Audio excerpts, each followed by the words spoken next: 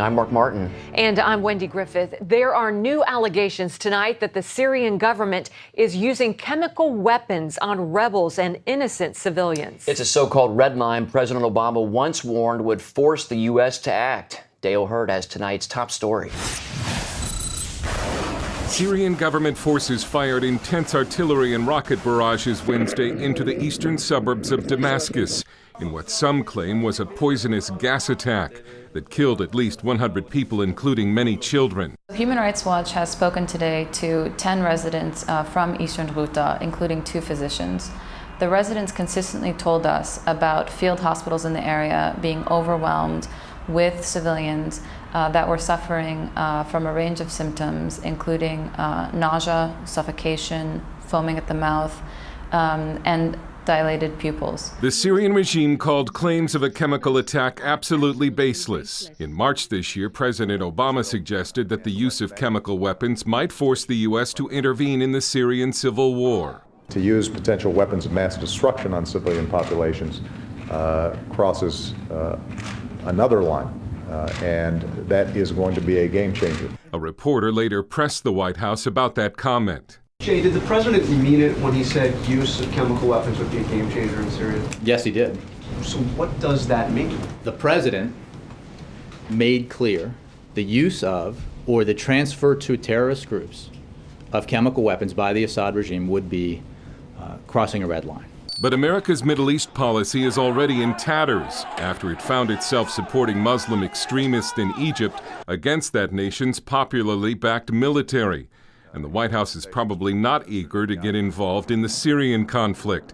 For now, it's asked the UN to investigate. Dale Hurd, CBN News. And joining us now is Dr. Walid Phares. He's the author of the book, The Coming Revolution, Struggle for Freedom in the Middle East. Dr. Phares, welcome back to the show. Thank you for having me, Wendy.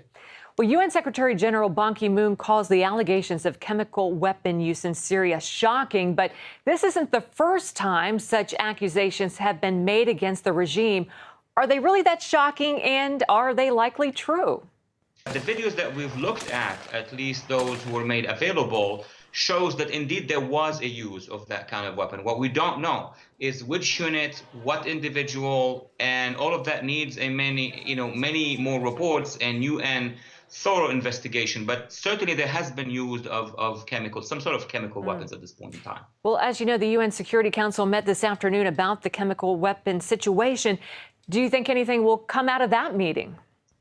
Look, there will be experts who are going to be talking about it. The Secretary General, all the high bureaucrats of the UN are very concerned, and they would like to see the Security Council acting even under Chapter 7, because this is really a threat against international law, against many other aspects of security in the region. The problem is political and legal. Most likely Russia and China, with veto powers, will block any decision, but there will be negotiations about what to do on the ground to save civilians from the use of that kind of weapon.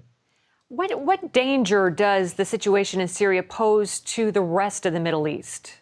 Reality is that Syria is not anymore a national battlefield, as was the case in Libya's civil war, because the regime there is supported by the Iranian regime, by the Iraqi government in some sort of fashion, and also by Hezbollah, which is fighting inside Syria. There's a whole alliance. And of course, the opposition is backed by Turkey, by Qatar, by other Arab countries. The most concerning thing about the opposition is infiltration by Al-Qaeda. So now an American decision is not going to be only about Syria or about Assad. If we want to do anything now about Syria, we've got to consider all these foreign regional interventions. What can we do to help civilians? Most likely is to have a consensus in the international community in creating some sort of zones, peace zones or security zones in Syria in the south and parts in the north. But other than that, it's going to be very, very difficult. All right, Dr. Walid Phares, we'll have to leave it there. Thanks so much for your insights.